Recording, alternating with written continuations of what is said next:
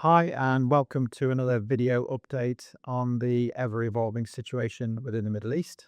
Um, I think starting with what might be some good news is that naphtha is down, uh, principally on the back of oil prices being down. So at the end of March, we saw naphtha peaking at $935 a ton. As of yesterday, it was down to 810, so it's dropped by around about 13%.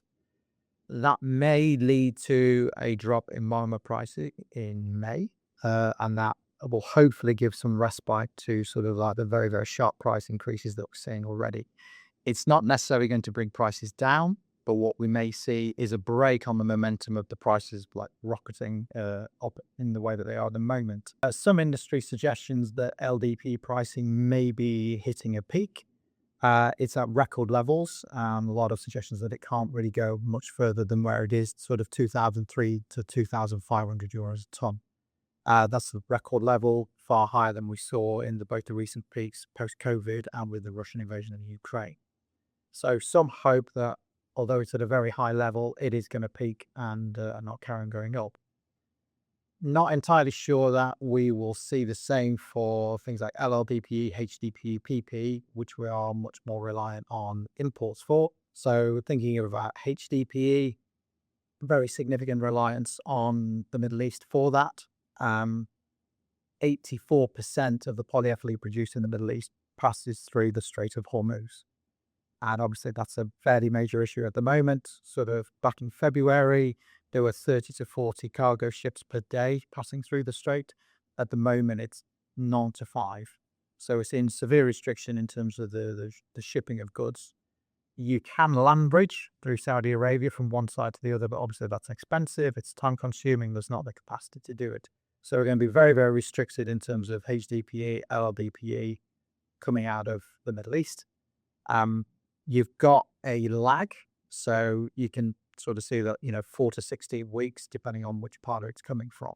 So we already had material on the way, which has arrived, but has been sold. And now we're going to start to see the impact of a lack of shipments. So I think in the coming months, you're going to see very, very restricted availability of grades out of the Middle East, HDPE, LDPE, polypropylene in particular. So consequently, in my view, is that we will continue to see those prices rise further in May. Some talk about, when are we going to see the peak? When is it going to plateau? When are we going to start to see it come back down again? It's very, very hard to say when that will be, but I expect prices to remain at these levels into the summer, possibly July, August. We may start to see them come back down again as the demand starts to slip. And hopefully we start to see some replenishment of goods. Major issues in the Middle East. You've got approximately 50 world scale plants which are down, out of action, damaged. Some assets have been deliberately targeted and are out of action. You cannot restart them all at once. It takes a lot of power, a lot of energy to restart a world scale polymer plant. They're going to have to go one at a time. So there's a lot of industry reports suggesting that we're 12 to 18 months before everything is back up and running. And that assumes that the situation in the Middle East is resolved relatively quickly. No guarantees of when that's going to happen. So we're also facing issues with production of polypropylene, polyethylene in other parts of the world. So you look at Southeast Asia, thinking about Korea.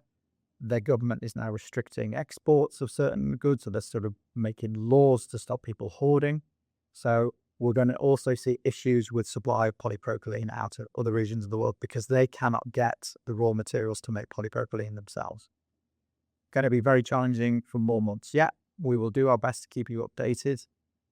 If you've got any further questions, don't hesitate to get in touch with myself or any member of your customer service team. Thanks very much.